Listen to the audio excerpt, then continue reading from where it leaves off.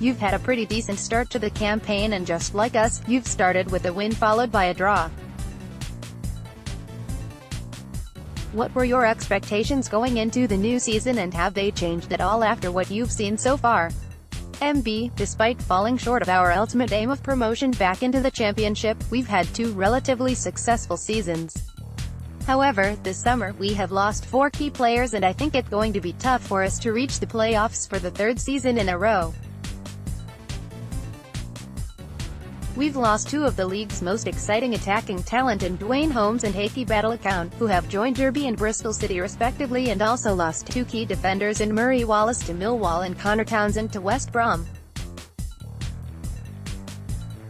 The fans were obviously a little worried at a lack of quality incomings ahead of the opening game at Coventry, but we've since made some good signings to replace the outgoing players.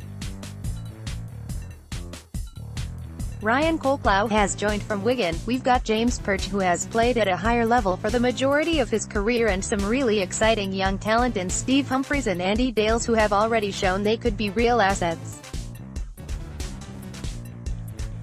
Whilst a playoff finish is still clearly the aim, it is difficult to know whether this squad are as good as the previous 2 seasons and as yet have been unable to gel.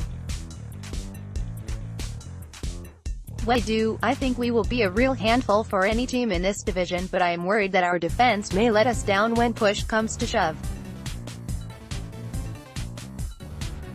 It's quite interesting to look at Nick Dawes' time at Scunthorpe as an outsider, given he has been caretaker twice before the second spell was made permanent.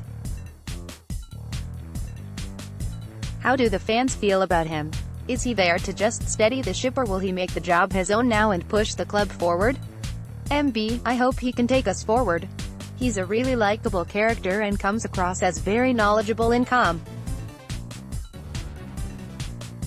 He's assisted by a club legend, Andy Dawson, and I think all Iron fans want to see the duo do really well.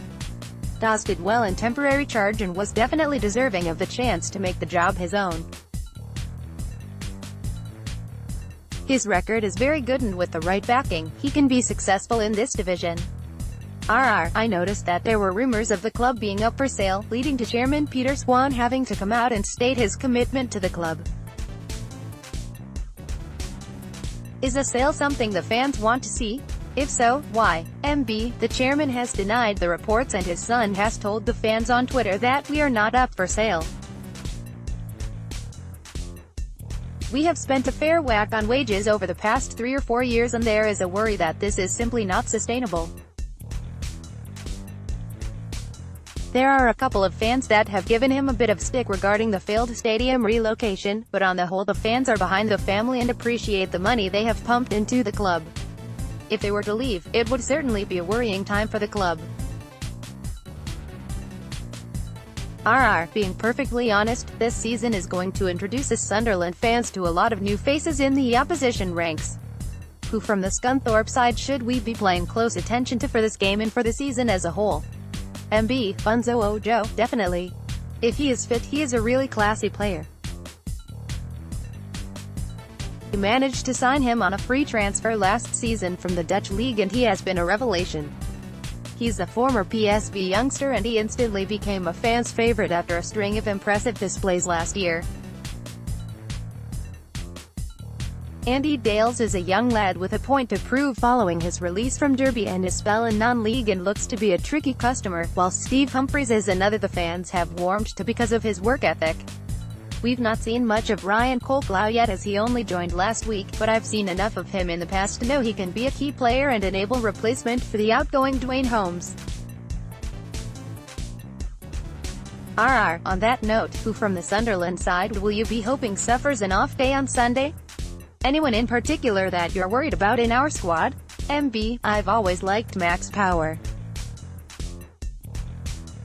He's a good player and did well last season, getting promoted with Wigan. How will Dawes approach this game, and what do you expect his starting lineup to be? It's a tricky one, as there are a few players returning from injury, and it's going to be touch and go as to whether they will make it. It's likely he will play 1 up front, with 3 in behind and 2 holding midfielders. I'll go for Watson, Clark, Good, McArdle, Borthwick, Jackson, Perch, Ojo, Morris, Colclough, Humphreys, Novak. Finally, can we have a score prediction please? MB, we tend to perform fairly well on the big stage, so I'm hopeful of at least a draw. I'll go for 2-2.